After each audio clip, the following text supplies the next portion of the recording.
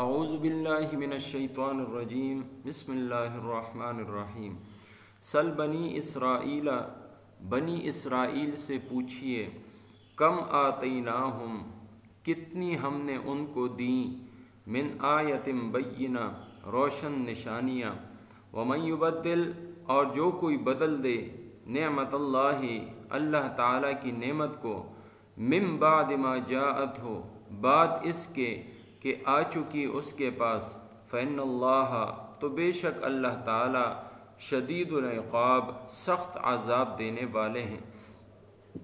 زینا آراستہ کی گئی للذین کفروا ان لوگوں کے لیے جو کافر ہیں الحیات الدنیا دنیا کی زندگی ویسخرون اور ہنستے ہیں وہ من الذین آمنوا ان لوگوں سے جو ایمان لائے والذین اتقوا اور وہ لوگ جو اللہ سے ڈرنے والے ہیں فوقہم یوم القیامہ قیامت کے دن ان سے اوپر ہوں گے واللہ یرزق اور اللہ تعالی رزق دیتا ہے من یشاء جسے چاہے بغیر حساب بغیر حساب کے۔ سورہ بقرہ کی آیت نمبر 211 اور 212 آج کے درس میں شامل ہیں۔ اوپر کی آیتوں میں یہود کا تذکرہ تھا اور یہود ہی بنی اسرائیل ہیں۔ حضرت یعقوب علیہ السلام کی اولاد کو بنی اسرائیل کہا جاتا ہے۔ تو ان لوگوں نے اپنے اپنے وقت کے پیغمبروں کو قدم قدم پر ستایا اور ان کی نافرمانیاں کی، ان کے احکامات توڑے اور ان کو تکلیفیں پہنچائیں۔ حالانکہ یہ وہ امت ہے کہ جن کو اللہ تعالیٰ نے امت مسلمہ سے قبل باقی امتوں پر فضیلت دی تھی، بہت سارے انعامات دیے۔ صحرا ریگستان میں جب یہ آئے تو اللہ تعالیٰ نے گرمی سے بچنے کے لیے بادل کا سائبان عطا فرمایا، پانی کے لیے پتھر میں سے 12 چشمے نکال کر دے دیے، آسمان سے من اور سلوہ کی صورت میں کھانا پینا وہ نازل فرمایا۔ اسی طریقے سے بہترین پیغمبر موسیٰ کلیم اللہ ان کو دیے، ان کو ایک بہترین کتاب تورات شریف کی شکل میں دی، اور یہ وہ بدبخت اور نافرمان امت قوموں میں سے گزری ہے کہ موسیٰ علیہ السلام 40 دن کے لیے ان سے ہٹے اور اللہ رب العزت کی ملاقات کے لیے کوہ طور گئے، تو انہوں نے ان کے پیچھے ایک سونے اور چاندی کا بچھڑا بنایا اور اس کی عبادت شروع کر دی۔ حالانکہ ہارون علیہ السلام ان کو منع کرتے رہے، انہوں نے ان کی ایک نہ مانی۔ اسی طریقے سے انہوں نے ایک ہی دن میں مختلف جگہوں پر 43 انبیاء کو انہوں نے شہید کیا۔ تو یہ اپنے پیغمبروں کو ستانے والی قوم، اللہ تعالیٰ نے نعمتیں دیں لیکن ان نعمتوں کی انہوں نے قدر نہیں کی۔ تو اللہ تعالیٰ فرماتے ہیں کہ ذرا ان سے پوچھئے تو صحیح ان کو ہم نے کیسی کیسی نعمتیں اور نشانیاں نہیں دیں۔ ان کے اوپر اللہ رب العزت نے موسیٰ علیہ السلام کے معجزات کے صورت میں ید بیضاء یعنی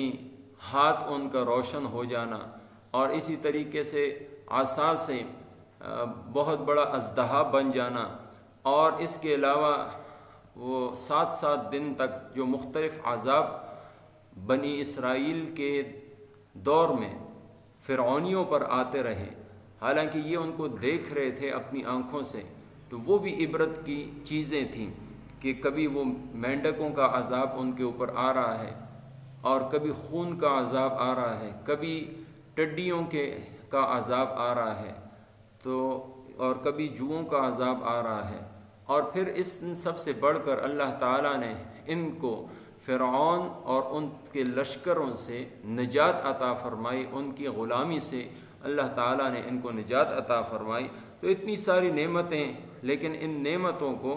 انہوں نے قدر کی نگاہ سے نہیں دیکھا، اور ان میں بڑی نعمت تورات شریف کی تھی، انہوں نے اس کو بھی بدل دیا۔ تو جب ایک قوم اس حد تک آتی ہے کہ اللہ تعالیٰ کی دی ہوئی نعمتوں کو یا وہ اس کے پاس پہنچ چکی اس کو بدل دے تو اللہ رب العزت کے ہاں اب وہ سخت عذاب کی مستحق ہو چکی۔ اور یہ سب کچھ کیوں ہو رہا ہے؟ اس کی وجہ دنیا سے محبت، مال کی محبت، حب مال اور حب جاہ، دنیا میں اونچا مقام حاصل کرنا، دنیاوی چیزیں وہ حاصل کرنا، اور دل کے اندر محبت دنیا اور مال سما جانا، یہ اس کی اصل وجہ ہے۔ اسی وجہ سے اللہ تعالیٰ فرماتے ہیں کہ اس کبر کی وجہ سے، اس بڑائی کی وجہ سے، دنیا سے محبت کی وجہ سے اور دنیا کی ساری چیزوں اور اس کی زینت کو دل سے لگا لینے کی وجہ سے یہ مسلمانوں پر ہنستے تھے۔ دنیاوی طور پر یہ لوگ مستحکم تھے، لیکن جو دیندار تھے، جو مسلمان تھے، تو ان کے پاس دنیاوی مال اور متاع اتنا نہ تھا، تو یہ اسی کو کامیابی کا ذریعہ سمجھتے تھے، حالانکہ یہ کامیابی کا ذریعہ ہرگز نہیں۔ اللہ رب العزت کے ہاں متقی اور پرہیزگار کا مقام ہے، اور وہ اللہ رب العزت قیامت کے دن ان کو بتا دیں گے کہ جو متقی اور پرہیزگار ہوں گے قیامت کے دن وہ سب سے اونچے درجے میں ہوں گے، اور اس وقت وہ ان کافروں پر ہنس رہے ہوں گے جو دنیا میں ان پر ہنستے تھے۔ کسی بھی قوم کو دیکھ لیجئے، قوم نوح سے لے کر نبی علیہ السلام کی قوم تک، ہر قوم میں جو کافر تھے وہ دنیاوی اعتبار سے مضبوط ہونے کی وجہ سے مسلمانوں پر طنز کرتے تھے، مسلمانوں پر ہنستے تھے، ان کے ساتھ مذاق کرتے تھے، اور ان کے لیے جو دنیا کے اندر جو مشقت تھی، جو تکلیف تھی، وہ یہ سمجھتے تھے کہ چونکہ یہ دنیا میں اس طرح تکلیف میں ہیں تو یہ قیامت کے دن ایسے ہی ہوں گے، اور ہم چونکہ دنیا میں مال والے صاحب جائیداد ہیں اور دنیا کے اندر ہم اچھا کھا پی رہے ہیں، تو ہم قیامت کے دن بھی ایسے ہی ہوں گے اگر بالفرض قیامت ہوئی۔ پہلی بات تو یہ ہے کہ وہ قیامت ہی کو نہیں مانتے تھے، لیکن اگر بالفرض ہوئی بھی تو وہاں پر بھی ہمارا اونچا مقام ہوگا۔ اللہ تعالیٰ نے فرمایا کہ نہیں، ایسا نہیں، بلکہ والذین اتقوا فوقہم یوم القیامہ، جو اہل تقوی ہوں گے، جو اللہ کے خوف والے ہوں گے، جو پرہیزگار اور متقی ہوں گے، وہی قیامت کے دن اعلیٰ درجات کے حامل ہوں گے۔ واللہ یرزق من یشاء بغیر حساب، اور دنیا کے اندر تو اللہ تعالیٰ نے جو رزق کی تقسیم کی ہے یہ اس کی حکمت اور مصلحت ہے، یہ اللہ رب العزت کے ہاں کامیابی کا معیار نہیں تو اگر آپ دیکھیں آج بھی دنیا کے اندر کافر اور غیر مسلم کے پاس دنیاوی سامان اور اسباب زیادہ ہیں، جبکہ مسلمانوں کے پاس اکثر و بیشتر کم ہوتے ہیں، تو یہ رزق کی فراوانی اللہ کے ہاں کامیابی کا معیار ہرگز نہیں۔ اللہ تعالیٰ مجھے آپ کو قرآن اور سنت پر عمل کرنے کی توفیق عطا فرمائے۔ سل بنی اسرائیل سے پوچھو، کم آتیناہم، کتنی ہم نے ان کو دیں، من آیت بینہ، روشن نشانیاں، ومن یبدل، اور جو کوئی بدل دے، نعمت اللہ تعالیٰ کی نعمت کو، من بعد ما جاءتہ، بعد اس کے کہ وہ آ چکی اس کے پاس، فإن اللہ، پس بے شک اللہ تعالیٰ، شدید العقاب، سخت عذاب والے ہیں۔ زین للذین کفروا، کافروں کی نگاہ میں آراستہ کر دیا، الحیات الدنیا، دنیا کی زندگی کو، ویسخرون من الذین آمنوا، اور وہ